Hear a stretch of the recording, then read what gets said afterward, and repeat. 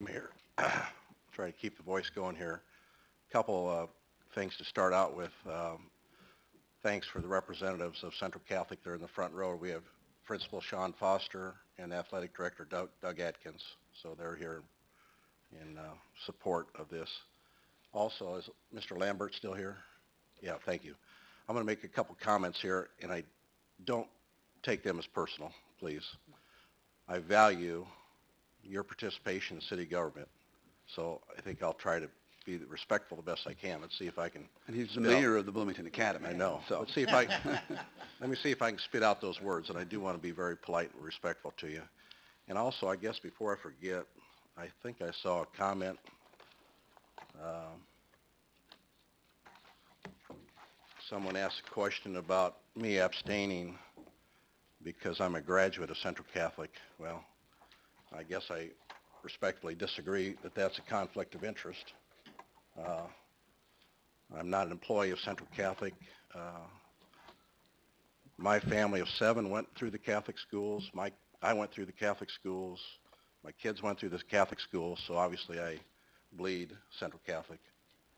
But I don't think being a graduate is enough to exclude me from this. Uh, if I was going to really search deep down, I guess I was a volunteer coach maybe 20 years ago, but I don't remember receiving a dime, so enough said on that. But back to where I want to start, Mayor. Let me just start out and say that our role of elected officials is to sort out the facts of every issue and sort through any possible misinformation or unfounded perceptions or emotions that come to us on Mondays. And everyone up here gets a lot of comments on Monday. A lot of it is very, very well guided, but everybody will tell you up here there's some misinformation, some emotions, and that's what our job is, to make sure we sort through that. So just as a quick reference, Mr. Lambert made a reference to a backroom deal, and I kind of feel compelled to first address that statement, just to clarify that. And I've got the city manager here to my left, so if he wants to correct me on anything, he can sure do that. But it's my understanding that over the last 2 years, meetings have been going on between all the principal players. And by that I mean the city manager, our Parks and Recreation Department, our Economic Development Coordinator, Central Catholic High School, Senator Brady, the related grant people in Springfield, and I might be missing a few, but those meetings have been going on for 2 years, so I'm not sure why all the 11th hour discussion here, but I would indicate that whether it's this issue or another issue, this council is not about backroom deals. So um, it's interesting that this has been going on for 2 years, and now we have our Parks and Recreation Director, John Kennedy, gone. We have our Economic Development Coordinator, Justine Robinson, gone. We have a very well-regarded principal of 20 years, Joy Allen, gone. And we have new council members. So we've changed a lot of players here over the last 2 years. So I think we need to keep that in mind. I'll try not to duplicate some of the statements that have already been made, and I appreciate those that have been made. But I would say that if we would pull out a ledger and look at the value received by the city of Bloomington, the 4 acres, and balance that with the land clearing and the prep work that's going to be done, as well as the annual payments that are going to be made to the city of Bloomington, and what the minimal cost is to us of $2,500, I think it's a, quote, no-brainer.